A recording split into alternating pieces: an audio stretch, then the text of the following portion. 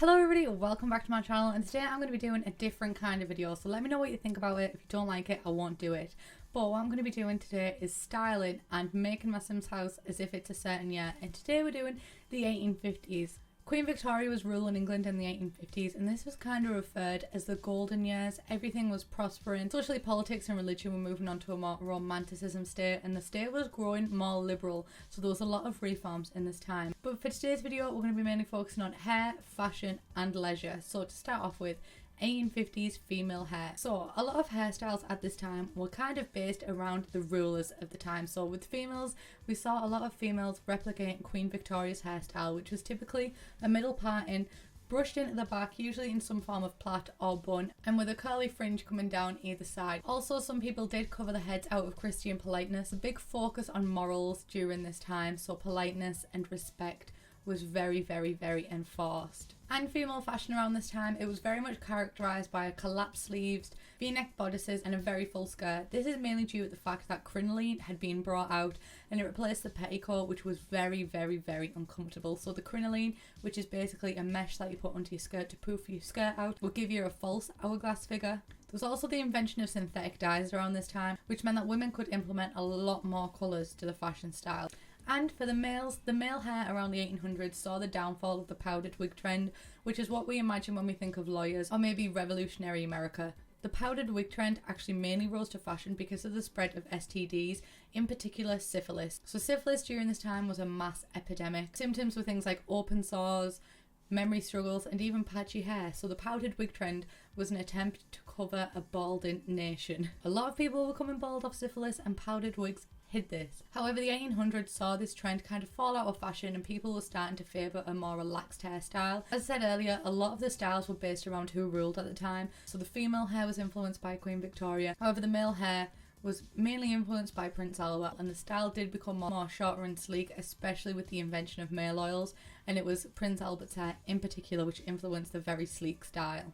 Sideburns also became very popular for males at this time, again styled by Prince Albert. There was also known as mutton chops, but facial hair was definitely prominent during this era.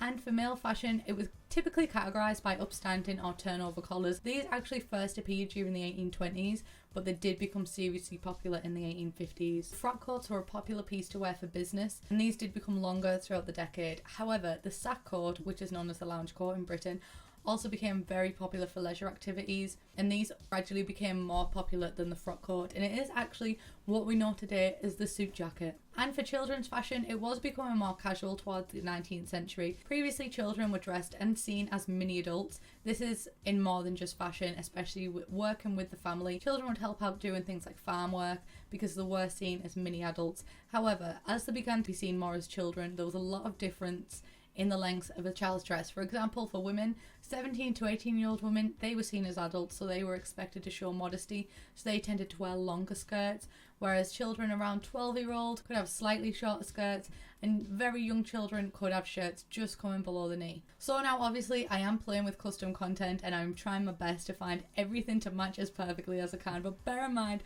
custom content is limited. There were some absolutely amazing blogs which I will link in the description down below, but I did go for I did search, but I did find some quite fitting pieces. It's not as fitting as I would like it to be, but I definitely did try. And for housing, which is one of my favourite things to study in history. So the 1850s housing style was greatly influenced by the Italian and Gothic revival style, as the simplicity of the Regency styles fell out of favour. However, the styles of the 1815s homes were not primarily built in regards to style. The main factor which influenced the building of these homes was the Industrial Revolution, which meant a lot of people migrated from country living to city living, whereas before, houses were meant to home generations of families. You often lived in extended families with your grandparents had lived with great-grandchildren, aunts and uncles, everyone was in one home. However, with the move to the cities to support factory work, houses tended to be a lot smaller and only for your immediate family.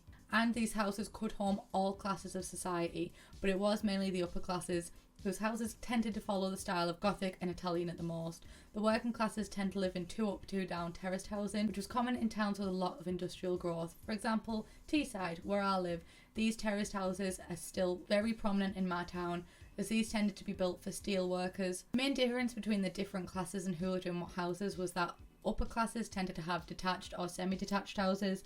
The rest tended to be terraced, but middle class people would tend to have a wing for the maid to live in, and working classes would just have a basement for the coal. So most houses did actually have some form of sanitation, but not in the way that we might think today. If you needed the toilet, you generally have to go to the outhouse. Fun fact actually, because it seems so long ago and we see them so detached from that time, but my dad grew up in a house that didn't have a toilet inside, it had an outhouse. And also the amount of houses that had both hot and cold water were growing, and this did become a common feature by the 19th century. Lighting was mainly powered by gas, so most houses did have lighting, and the materials used to build the houses tend to be brick but relied on the local stone. So say in Teesside, ours is red brick, so people would rely on that, but in places like York it might be sandstone.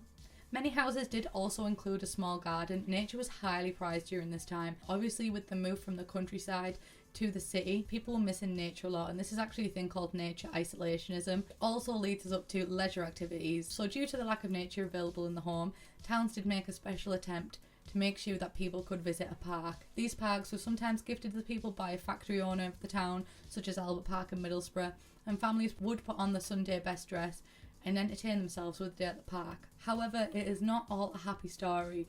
It was also an incentive to keep people out of trouble, because the life of a citizen during this time was not ideal. The health and safety was very bad, the hours were very long, the conditions of the housing was awful, they're often referred to as cesspits, and such a depressing life tended to leave to typically the males of the house, the ones who were going out to work.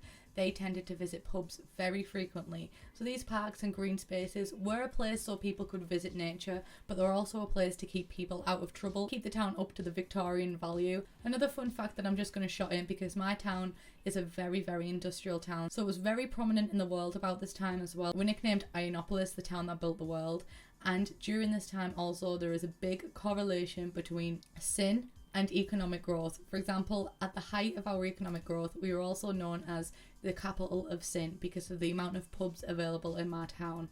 So that's this video. I hope that you all really enjoyed it. I thought I'd never use my history degree, but here we are. If you do like this video, please let me know and I'll definitely do some more, because I've loved this. I loved writing the script and everything, so yes. Let me know what you think. If you don't like it, don't be shy. Just say, hey, I don't like this as much as the other series, and I won't do it. But if you do like it, I'll carry on, because I don't know, I really enjoyed this one. So let me know what you think. All of the good places that I found custom content will be linked in the description. I'm going to end it here. If you have any other years in particular that you want me to do, I'm not opposed to any year. We could go back to pre-Jesus if you wanted to. We could even go to the future. That'd be quite a cool one. Like if I researched predictions for the future, that'd be cool. So let me know what you think, and I'll see you in my next video. Bye guys.